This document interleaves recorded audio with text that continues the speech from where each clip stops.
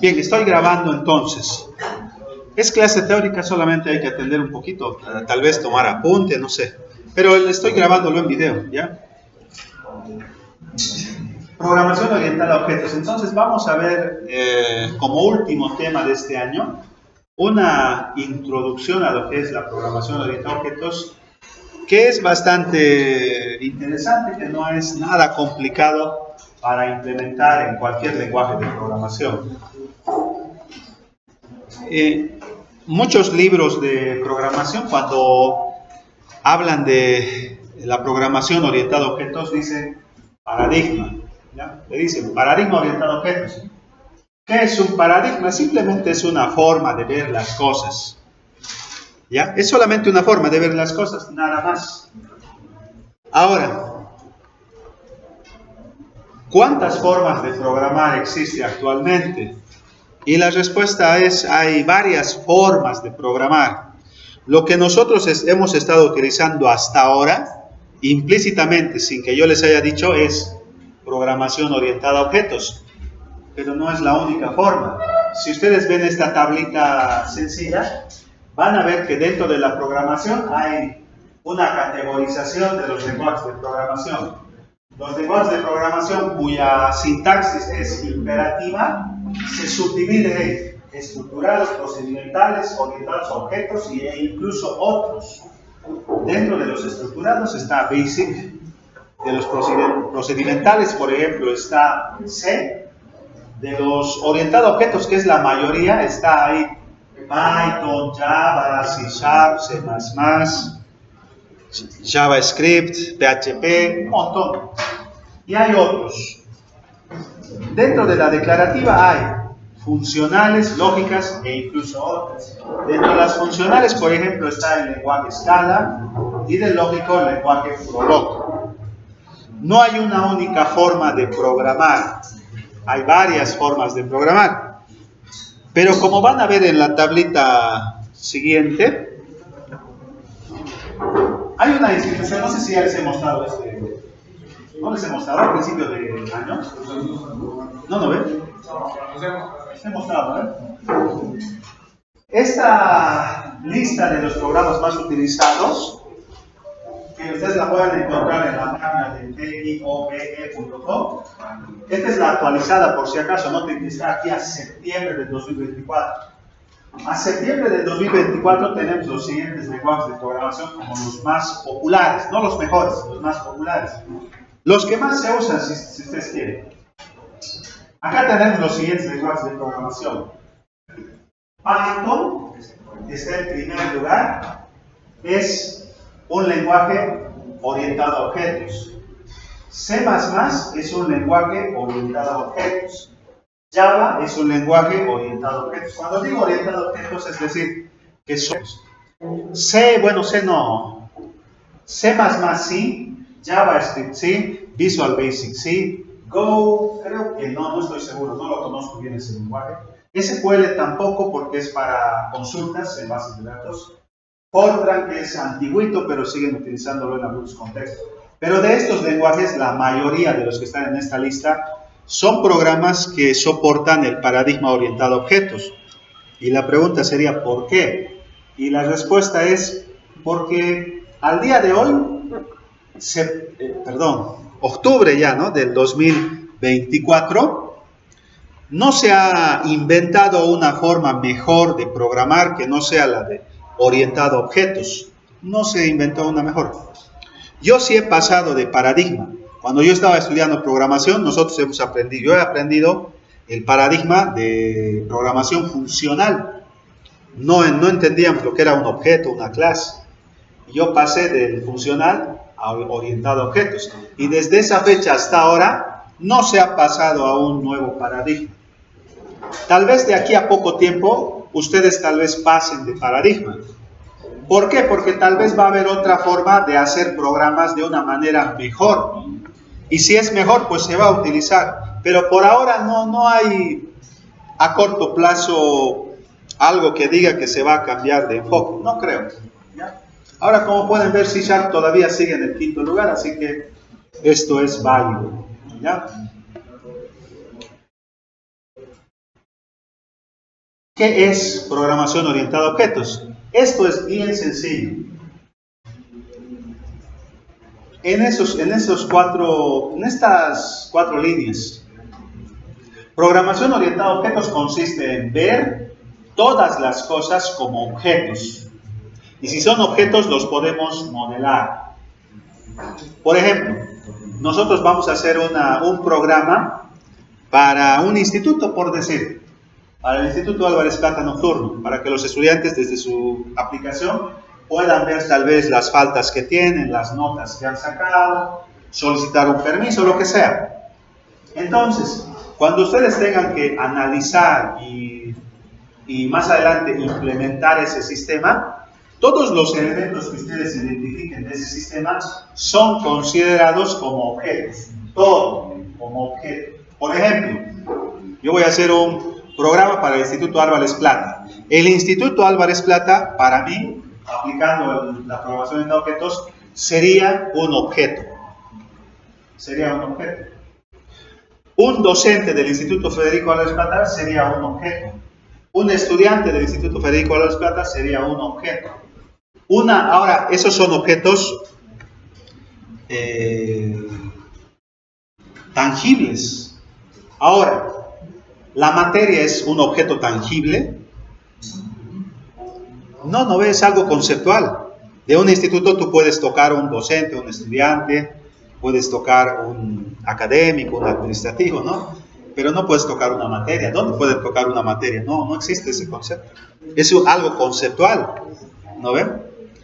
Pero nosotros lo podemos modelar. Aunque no es tangible, puede ser modelado como un objeto, ¿ya? La carrera, la materia, lo podemos modelar como objetos, ¿ya? Ahora, ¿cómo se hace el modelado?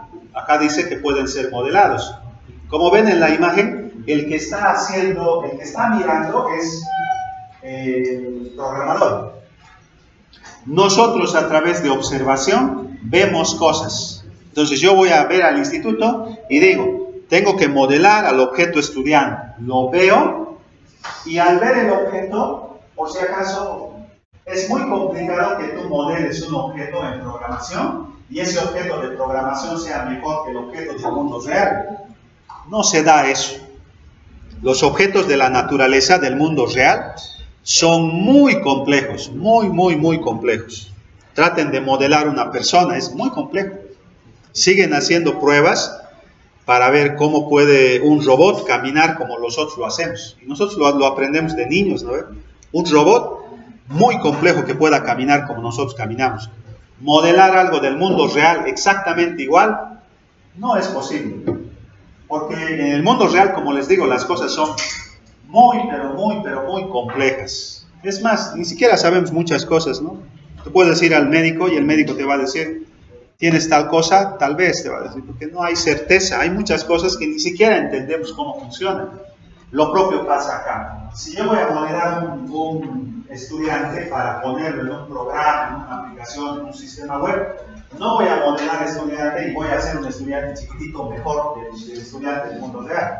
No se puede. Pero lo que sí voy a poder hacer es sacar de ese objeto lo que a mí me interesa. Por ejemplo, si yo voy a hacer un sistema que te permita ver tus notas, etcétera, yo podría sacar del objeto estudiante algunos datos, como por ejemplo, su edad, me interesaría saber, su fecha de nacimiento, quizás para calcular su edad, qué carrera está estudiando, tal vez qué materias más le gusta, o tal vez cuál es su promedio de notas, cosas así. Así que el objeto modelado en programación va a ser algo más pequeñito que el objeto real. Normalmente es así. ¿Ya? Ese es el proceso, pero entonces, si esta persona está haciendo el modelado, el modelo que vas a tener acá depende de la persona. Por eso algunos diseñadores de sistemas los buscan para diseñar, porque cada persona tiene su forma de modelar. Si a ustedes les dijera, modelen un estudiante del instituto, tal vez lo van a hacer totalmente diferente. Yo lo hago totalmente diferente. ¿Ya? Mucho entra acá lo que haga el observador, el programador, ¿no? Contexto del problema. Cuando nosotros vamos a observar algo del mundo real para modelarlo como un objeto, el contexto del problema es muy, pero muy importante. No es lo mismo el Instituto Álvarez Plata que el Instituto, no sé, creo que hay otros institutos, ¿no? El Instituto SEIC, no sé, o el Instituto Tecnológico Boliviano Canadiense. No es lo mismo. Ningún instituto, ningún elemento es igual que el otro, ¿no? Siempre hay diferencias. Vean nomás a los que nacen gemelos o mellizos, les dicen, ¿no? ¿Son igualitos? Normalmente no. Y eso que genéticamente deberían ser iguales, ¿no? No son iguales. Lo mismo pasa acá. Un instituto, el Instituto Álvarez Plata, es diferente que el Instituto Boliviano Canadiense, que el Instituto X, que el Instituto Boliviano Alemán. Son diferentes. Por eso es importante que el observador entienda el contexto del problema. El sistema Orión nosotros lo hemos adaptado al instituto. Ese es el término correcto, lo hemos adaptado, porque eso ha sido creado para otro contexto. Si ustedes revisan en el software del Orión, van a ver que ahí dice semestre. Van a ver que dicen cositas, ha sido adaptado para otro contexto, pero nosotros lo utilizamos, ¿no ven? Pero para poder adaptarlo, igual necesitas entender el contexto del problema. Esto es fundamental, tienes que entender el contexto del problema. Para entender el contexto del problema, el elemento clave es el observador. El que está viendo es el elemento clave, el que está haciendo la observación. Otros elementos que entran en juego acá serían el análisis del mundo real que vas a observar, el modelado que vas a realizar, y a través de estos elementos acá hay un problema, el que nosotros vamos a resolver. ¿Qué es lo que estamos tratando de resolver con ese programa que les digo?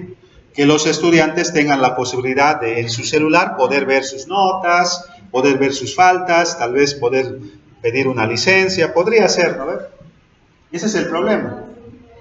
Entonces, si entendemos bien el contexto del problema, el observador está capacitado para hacer eso, y hemos determinado qué parte del mundo real vamos a observar y el modelado que vamos a realizar, ya podemos plantear una estrategia de solución y posteriormente la implementación de la solución. ¿Ya? El problema puede ser resuelto total o parcialmente mediante un software elaborado con un lenguaje de programación. Mañana tienen que presentar sus proyectos los de segundo año y seguramente van a plantear un problema a resolver. Normalmente lo que hace el estudiante es resolver parte o tal vez la totalidad de un problema mediante un software. Pero como indica acá la documentación, puede ser solamente una partecita del problema o puede ser, en el mejor de los casos, todo el problema. Aunque eso es muy raro, ¿ya? Porque utilizar software tampoco es 100% ventajoso, tiene sus desventajas. Mucha gente le coloca ahí, ustedes ya van a estar en segundo año, mucha gente le pone, voy a solucionar el problema mediante la implementación de un software. Y a veces no es así. Lo que hace el software es facilitar las cosas, resolver parcialmente. Pero muchas veces, en lugar de facilitar, lo complica todo. Con el Orión estábamos bien. Y este año el año pasado nos han obligado a utilizar un sistema horrible. El RIT, el famoso RIT del Ministerio de Educación, es un sistema que es horrible, pues, horrible. Es como los sistemas que manejan impuestos nacionales. Ustedes han visto los sistemas que hacen en impuestos nacionales, son horribles. Yo, cuando presentaba facturas, yo utilizaba un programa que lo hizo una persona que trabajaba en Halasoft. Y su programa, cuando lo usabas, era muy bonito, muy fácil de utilizar. Yo lo utilizaba ese. No utilizaba el de impuestos, porque tú comparabas. Por eso les digo, el observador tiene mucho que ver acá, porque él va a plantear la solución, ¿ya? Lo que hace impuestos que lo que hace Halasoft puede ser totalmente diferente. Pero, en algunos casos, el programa que van a hacer puede, en lugar de facilitar, complicar las cosas. Bien, pasando a ese tema complementario, los objetos del mundo real, como ya les había explicado, pueden ser físicos o pueden ser conceptuales. Yo voy a hacer una aplicación para una veterinaria, así que voy a modelar una mascota. ¿Puedo modelar mascotas? Sí, lo hago de manera relativamente fácil porque yo puedo ver las mascotas, puedo ir a la veterinaria y puedo ver el tipo de mascotas que llegan, ¿no? Tal vez aves, peces quizás, perros, gatos, tal vez conejos, hasta ratones, ratas, hámsters, ¿no? Puede ser, pero tú puedes modelarlo. Y modelar algo que existe y lo puedes ver es más interesante, más fácil, porque tú lo estás viendo y lo puedes modelar. ¿Quieres modelar a un estudiante? Yo los veo y puedo modelar. Estatura, peso, color de ojos, talla de zapatos, tantas cosas que podrías hacer. Pero hay otras cosas que son conceptuales. Por ejemplo, lo que les decía, ¿no? Materia, carrera. Eso no es algo que lo puedas tocar. Y aunque no es complejo de modelar, hay que pensar un poquito más, ¿no? ¿Cómo modelaría yo una materia? Quizás al modelar la materia yo tendría que revisar alguna documentación técnica de lo que corresponde a una materia. Tal vez la sigla de la materia, el nombre de la materia, la relación que tiene con otras materias, los requisitos de la materia, cuántas horas tienes que llevar esa materia, el docente, muchas cositas que puedes analizar. Pero se supone que eso es un objeto conceptual, así que ustedes pueden modelar cosas reales o cosas que no se pueden ver, ¿ya? Que no se pueden tocar. Ejemplos de objetos: yo voy a hacer un programa para venta de artículos de electrónica, de tecnología, así que puedo modelar un micrófono, un audífono, un celular, una tablet, etc. Son cosas tangibles, ¿no? Una persona, una casa, son cosas tangibles. Ahora, algo intangible, una cuenta de banco. Una cuenta de banco es intangible, no lo puedes tocar. Bueno, si ustedes ven, yo acá he colocado una figurita de una tarjeta de débito o de crédito, ¿ya? Eso sí es físico, pero la cuenta de banco que te asignan en una institución financiera es algo lógico. No puedes ir al banco y decir, devuélvamelo mi cuenta del banco, ¿no? No te van a devolver porque solamente eres un conjunto de bits en un servidor de un banco. No, físicamente no existe. Antes había, ¿no? Te asignaban una cajita y ahí te guardaban tus cosas, pero eso era en la antigüedad. Ahora es algo lógico. Bien. Ahora que ya entienden un poquito el contexto de un problema, el observador, que es un objeto, y que hay objetos que son tangibles y no tangibles, cuando ustedes identifiquen un objeto y quieran modelarlo en un programa, lo que hacemos en programación orientada a objetos es identificar dos cosas, dos cositas sencillas nada más: atributos y comportamiento. Atributos y comportamiento. ¿Qué son los atributos? Los atributos son características propias del objeto. Por ejemplo, en ese objeto, ese es el objeto, no sé si han visto la serie Futurama, él es Bender, el robot, doblador, ¿no ven? Entonces ese robot tiene un nombre, ¿no ven? Atributo nombre, es Bender. Tiene una función, esa función de este robot es doblar, es un doblador, esa es su función. Ahora, ¿qué le gusta? Creo que le gusta la cerveza, ¿no? Entonces ahí, como atributo sería, le gusta la cerveza, ¿no ven? El color del robot es gris. El peso del robot es X cantidad. Todo lo que ustedes necesiten de atributos para su programa, pues lo sacan. Si nosotros vamos a hacer un programa para el Instituto Álvarez Plata, para ustedes, entonces necesitaríamos como atributos, no creo que la estatura del estudiante, no creo que el color de ojos del estudiante, no creo. Pero sí necesitaríamos cosas como carnet de identidad del estudiante, que es un atributo. Podríamos tener el nombre o nombres del estudiante, el apellido paterno, el apellido materno, y todo lo que necesitemos para cargarlo en nuestro programa. Eso es el atributo, es bastante sencillito, nada complicado. 2, el comportamiento. El comportamiento son las cosas que puede hacer el objeto. Por ejemplo, este objeto que es un robot, el robot Bender, dentro del comportamiento, como es un doblador, lo que hace es doblar. Así que nosotros podríamos modelar un método que sea doblar. O tal vez un método que sea tomar cerveza, podría ser, ¿no? O dormir, creo que duerme también el robot. Podría ser todo lo que hace este robot de acciones, ¿ya? Si fuese este un personaje de un videojuego, vamos a hacer un videojuego de avance con este personaje. Entonces en los atributos podríamos poner la vida mínima, la vida máxima, la vida actual, los poderes que tiene, el daño que realiza, cosas, ¿no? Como atributos. Y en el comportamiento tendríamos, por ejemplo, avanzar hacia adelante, retroceder, saltar, atacar, defenderse, curarse, cosas así. Los juegos, por ejemplo, se hacen también con programación orientada a objetos. Tú tienes aquí a tu objeto y tú le puedes decir al objeto, curate, atacar, recibir daño, etc. Es eso simplemente, es bastante sencillo.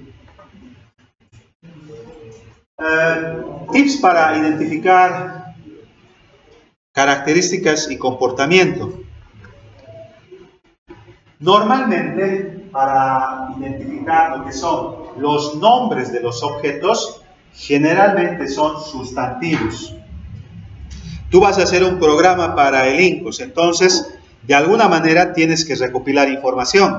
Normalmente lo que nosotros hacemos es entrevistas, encuestas, etc., ¿no? Si yo me reúno con el académico y con el representante de los estudiantes y le digo, ¿qué es lo que ustedes necesitan en la aplicación? Y él me dirá, nosotros como estudiantes, entonces ahí yo ya tengo un objeto, estudiantes, ya sé que el sistema va a tener un objeto estudiante. Nosotros como estudiantes necesitamos saber qué notas tenemos en todas las materias que estamos en la carrera que nos hemos inscrito actualmente.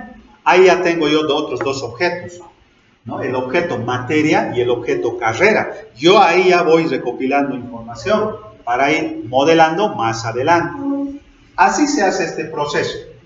Ahora te va a decir, los atributos generalmente de los objetos pueden ser sustantivos como peso, precio, color, ¿no? Podría ser. Entonces te va a decir, ¿qué es lo que necesitamos que tenga la aplicación? Como te decía, de la carrera en donde te has inscrito, tienes ciertas materias cada año y nosotros queremos las notas. Las notas. Entonces, las notas se consideraría, bueno, también son sustantivos, ¿no? Se consideraría atributo.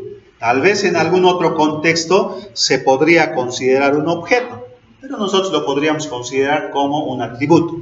Atributo nota, valor 0, 10, 100, 61, 70, etc. ¿No ve? Podría ser. Otras características. Otras características, digamos, del estudiante podría ser que nos interese, ¿no ve? Su número de teléfono, tal vez. ¿No ve? Sería importante tener en nuestro sistema, ¿para qué? Para hacer notificaciones, quizás. Yo podría crear una evaluación y con una API yo podría conectarme directamente con WhatsApp y mandar mensajes y recordarles, ¿no? A ustedes les llegaría un mensaje que diga, o mediante la misma aplicación que diga, ¿no? No te olvides, mañana tenemos examen de programación, el examen teórico. Entonces ahí ustedes ya saben que es un examen. Podría ser, ¿no? Podría ser. Eso ya depende del contexto del problema, lo que les pidan. Acá en programación 1, en programación 2 y en programación 3, el docente les va a decir, haga un programa que haga esto, esto, esto, esto. Pero no se acostumbren a eso. En el mundo real tenemos que nosotros recopilar información para saber lo que tenemos que hacer. No es tan fácil como acá en la materia que yo les digo, haga un programa que haga esto, esto, esto y esto. ¿No ven? Bueno, las operaciones. Dice acá, generalmente son verbos o pueden ser sustantivos y verbos. Por ejemplo, para la aplicación del INCOS podría ser imprimir horario. Sería interesante, ¿no?, que la aplicación te lo imprima un horario. Esa es una acción. Imprimir horario. Entonces yo cuando haga imprimir horario, quiero que me muestre mi horario del año. incluyendo en qué habla, qué hora, qué docente, etc. Sería interesante, pero como pueden ver, es una mezcla de sustantivo y verbo, ¿no? Imprimir, orar. Yo quiero ver mis notas, entonces yo puedo tener un verbo, ver notas, o tal vez, no sé qué otro verbo podría ser, imprimir notas tal vez podría ser, ¿no? ¿Qué más me interesa? Me interesaría saber la cantidad de faltas que tengo, entonces listado o listar faltas, cosas así. Ahora, ¿cómo vamos a recopilar esa información? Pues tienes que preguntarles a los que van a usar el programa qué es lo que quieren. De otra manera no hay otra forma. Yo acá en programación 1 lo que les voy a decir es, haga un programa que haga esto. Se los facilito las cosas, pero normalmente no es así. Ahora, ya saben que es un objeto, que un objeto se divide en dos cosas, atributos, métodos, y que los objetos pueden ser tangibles o no tangibles. Ahora, y que el que hace el modelado es el programador. Y ahora la pregunta es, ¿cómo construyo un objeto? ¿Cómo construyo un objeto en un lenguaje de programación? ¿No? Ya les he mostrado qué lenguajes de programación, Python, C#, Java, etc. ¿Cómo construyo un objeto en un lenguaje de programación? Y la respuesta es, necesitamos crear una estructura que permita fabricar objetos. Esa estructura en programación se llama clase. Entonces, si tú en tu análisis has determinado que tiene que haber un objeto estudiante, en el código de programación, para crear un estudiante, tienes que crear primero la clase estudiante. La clase estudiante es una fábrica o, si ustedes quieren, es una plantilla. ¿Ya? Las plantillas, no sé si han visto alguna plantilla tal vez.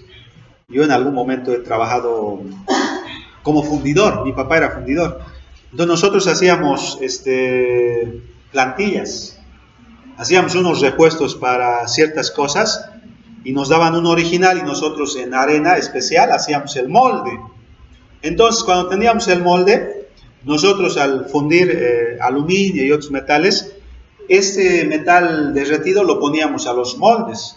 Entonces abrías el molde y salía la pieza, exactamente igual como el molde original. Lo mismo es acá. La fábrica o el molde es vacío. El que tiene la información es el objeto que sale de esto. Entonces, si la clase se llama estudiante, los objetos se van a llamar objeto serie, ¿no? Objeto Álvaro, objeto Zacarías, ¿no? Ahí van a ser objetos. ¿Ya? ¿Por qué? Porque acá nosotros estamos diciendo la clase va a tener un nombre del estudiante. Entonces el objeto en el nombre va a tener Javier, Juan, José, pero en la clase solamente es nombre. Carrera, la carrera que tiene el estudiante. En la clase solamente dice carrera. Pero cuando tú crees un objeto a través de esta clase, tu objeto va a tener una carrera, va a ser sistema, secretariado, contabilidad, etc. Así funciona la fábrica de objetos llamada clase y los objetos. A veces se confunde, cuando recién están aprendiendo programación orientada a objetos, confunden un poquito el objeto con la clase. Y yo les estoy mostrando la diferencia. La clase te permite crear objetos personalizados. Y el objeto es una instancia de la clase con datos específicos. En esta imagen, yo estoy creando objetos celulares. Entonces, acá, la clase va a ser celular. ¿Ya? Y yo voy a colocar algunos elementos. ¿Qué tiene un celular? Marca. ¿Qué tiene un celular? Cuando tú vas a querer comprar un celular de una tienda, ¿qué le preguntas? ¿Cuánto de RAM tiene? Entonces, la plantilla tiene que tener cantidad de memoria RAM. Tú preguntas, ¿no? ¿Cuánto de megapíxeles de resolución tiene tu cámara? Entonces, esto tendría que tener megapíxeles de resolución. Tú le dices, ¿no? ¿Cuánto de espacio de almacenamiento tiene? 500 gigas, 200 gigas, etc. Entonces acá habrá espacio de almacenamiento, etc. Si nosotros hacemos un programa que sea para venta de celulares, cuando creamos el objeto en base a la clase vacía, plantilla, allá va a decir objeto Huawei, modelo X1, cantidad de memoria RAM 30, 32, cantidad de espacio de almacenamiento 128 GB. Si creas otro objeto a partir de esa misma clase, podría ser objeto Samsung, modelo S10, color blanco, versión del sistema operativo, versión 10, etcétera, etcétera, etcétera, ¿no? Cada uno de esos objetos tiene datos particulares. Entonces, resumiendo un poquito, ¿qué es una clase? En programación orientada a objetos, una clase es una estructura que te permite modelar y además crear objetos. Ahora, bastante se utiliza, por si acaso, en programación orientada a objetos, UML. UML, ¿qué es UML? UML, por sus siglas en inglés, es lenguaje de modelado unificado. Entonces, ahí dice el lenguaje de modelado. Lo que nosotros estamos haciendo es modelar el objeto estudiante real en una clase. Entonces, normalmente utilizamos diagramas UML. Y en los diagramas de UML, generalmente, el nombre está en la parte superior, el nombre de la clase. En la segunda parte están los atributos.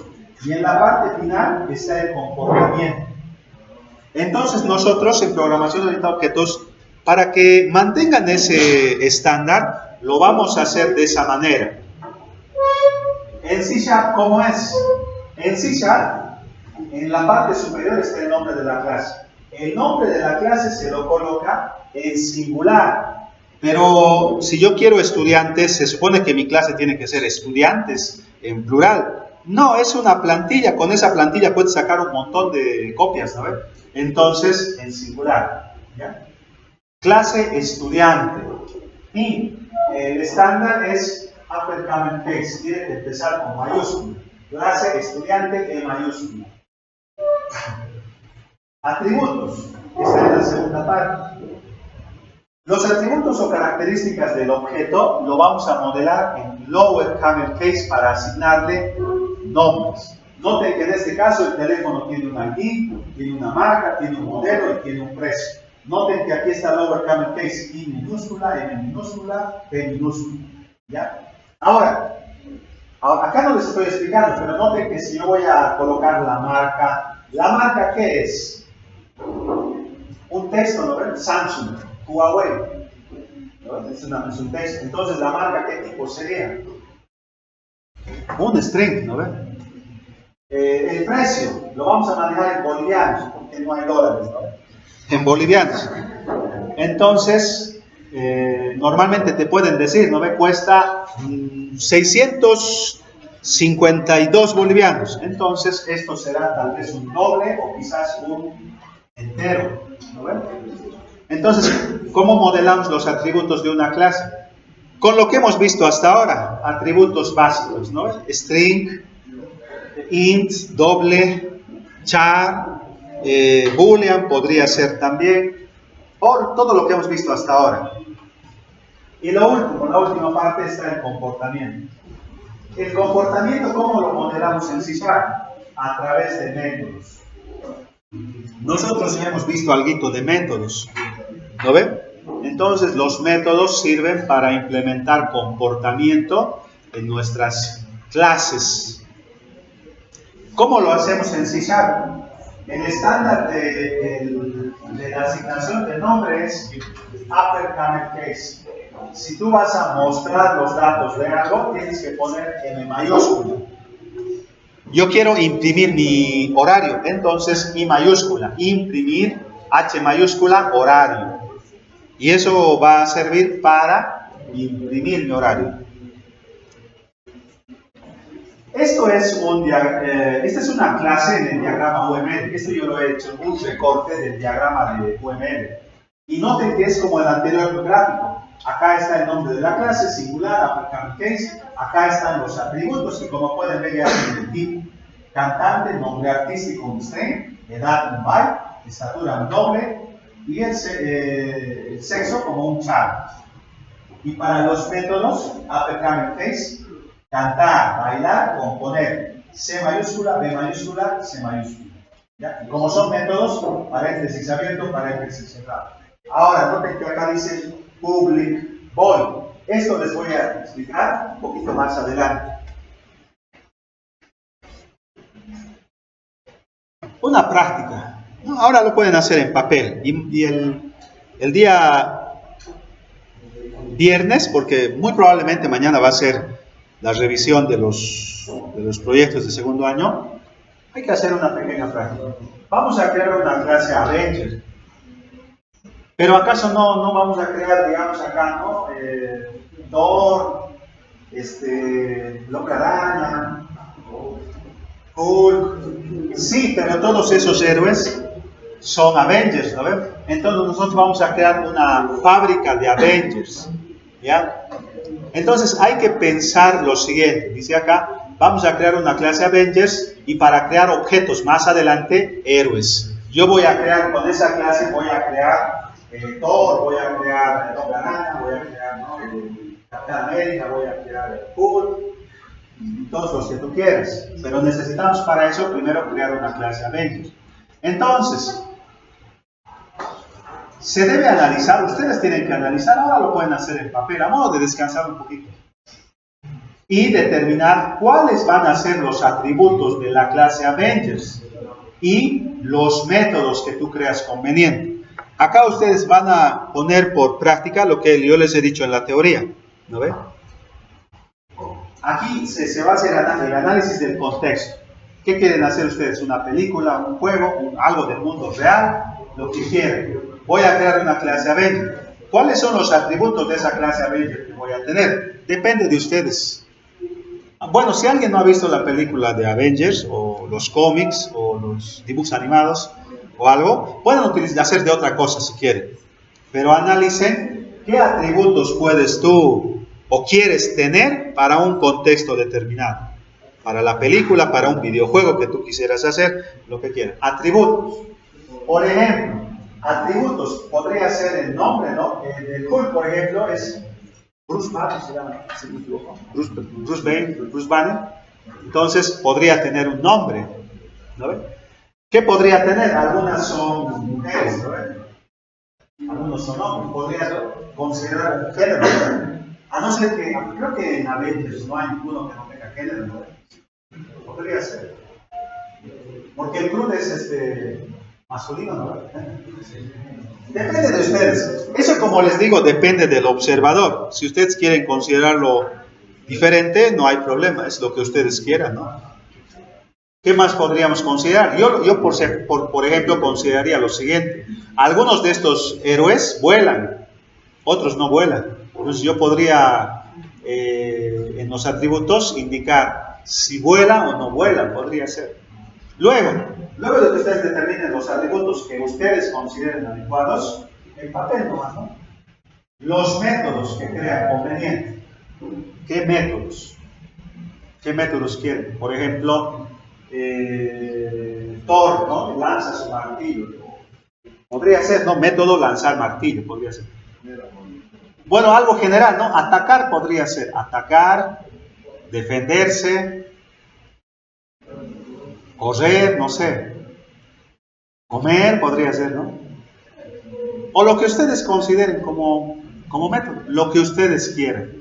Pero tomen en cuenta que si ustedes modelan, por ejemplo, el comer, se supone que toditos tienen que comer. ¿Ya? Bueno, podrían comer, depende de ustedes. Cuando hagamos esto en C#, el día viernes, ahí ustedes van a ver que depende de ustedes si quieren ejecutar alguna acción.